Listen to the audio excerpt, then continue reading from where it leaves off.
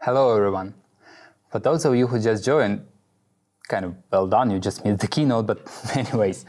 For those of you who just joined, my name is Serge Ilin, and I want to start my talk with a short yet eye-opening story.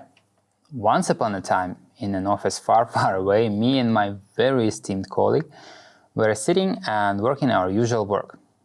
When out of nowhere, another esteemed colleague came. "Do you have Photoshop?" he asked nicely. "Yes," replied we cautiously. "Why?" "Well," he said, "I need to create an icon, and it seems that I need some kind of Photoshop or something. Do you know where I can get it?" "But," said we after some time, "what about us? I mean, we even have icons in our job, you know." "What?"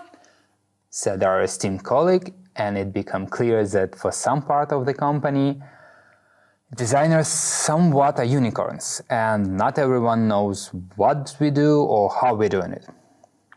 So, that being said, we decided to give this little talk about the most used words and also let you tap you a little into designer's process, if you will. So, to start, these are the most commonly mistaken terms: brand, logo, and icon. What's the difference? Let's start with the brand. Started in ancient Egypt to mark livestock, branding was used in this capacity up until the end of 19th century, when first trademark was registered. And over these 100 and something years, brand becomes something much more than just a symbol of ownership. Now a brand is a concept which consists of brand name, brand line, brand identity, brand trust, brand parity, and brand whatnot. And visual part one can find here under the brand identity chapter. Right there, one can find an actual logo, or rather a logotype, which is a part of brand visual identity.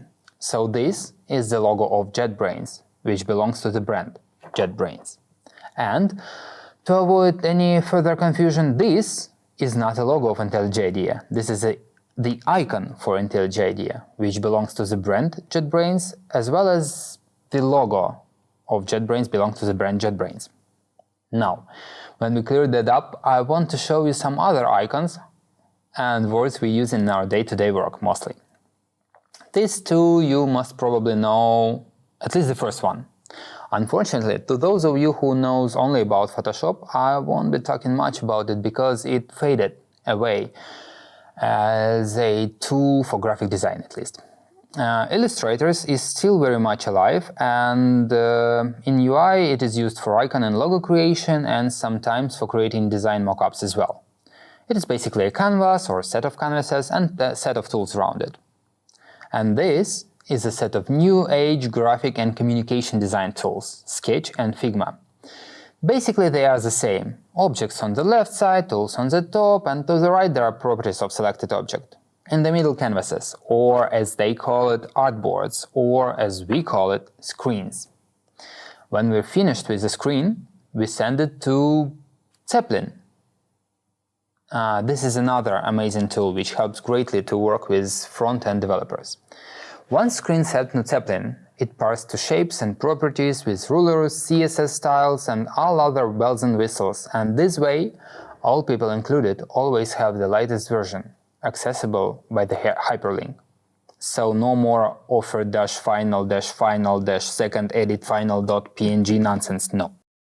Now, I've been talking about Sketch a lot already, but Sketch application, before the Sketch application, there was another meaning. Sketch is actually an initial part of design pipeline, something designer creating during a meeting, a doodle of a future mockup. And when mockup is not enough, when designer needs to show how their creation interacts with user or how it animates or whatever, series of mockups become a prototype.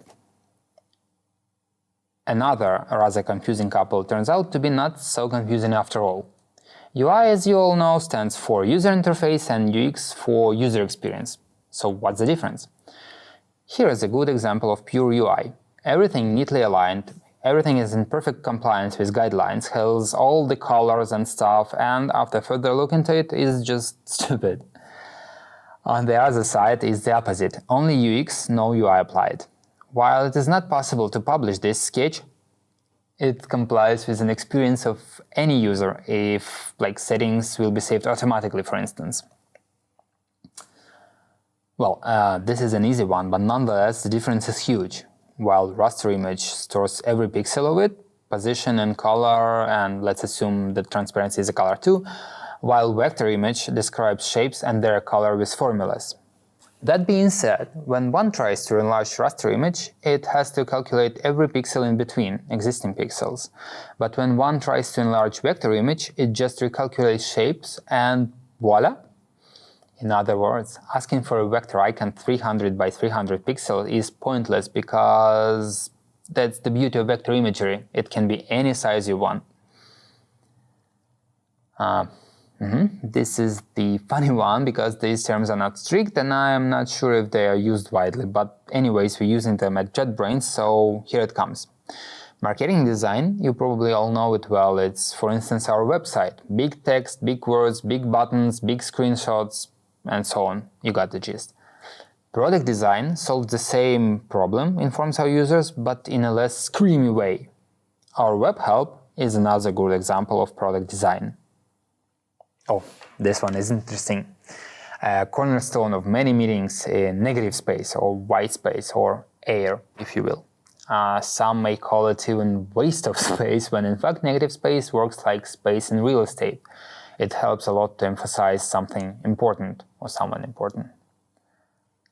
The other example of negative space being important is this. New York City decided to redo all its street signs from all caps to title caps because, guess what, lack of negative space around letters makes it harder to scan.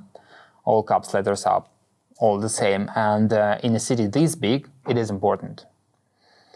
And while I'm on the topic, let me introduce this almost always overlooked thing. Title capitalization, or should I say title capitalization. Funny enough, it is especially overlooked in non-English speaking countries because, and I quote, it looks strange. Title capitalization is a way to emphasize certain line. Started about 500 years ago when there wasn't much tools to do so, to emphasize something, and people so got used to it, so all major style guides as well as publishing houses using it up to this day. And there are lots and lots of small stuff like this, from hanging punctuation to this recent picture which became quite famous, and yet it is perfectly logical. Larger color surface perceived differently from a smaller one, thus the color has to be corrected to seem the same in different shapes. And of course there is a Apple bingo, or in Russian it's Artemy Lebedev, meaning that the first one who uses phrase like Apple has it like this, or I've seen it on Lebedev's site like this, they loses. To seize the day, the last word I want to tell you about is feedback. It really means a lot to a designer to receive a feedback, both constructive or positive, not only because it is always interesting how it went, did it went well, did it went bad, but also because it allows to learn. Thank you and enjoy the rest of the day. Bye.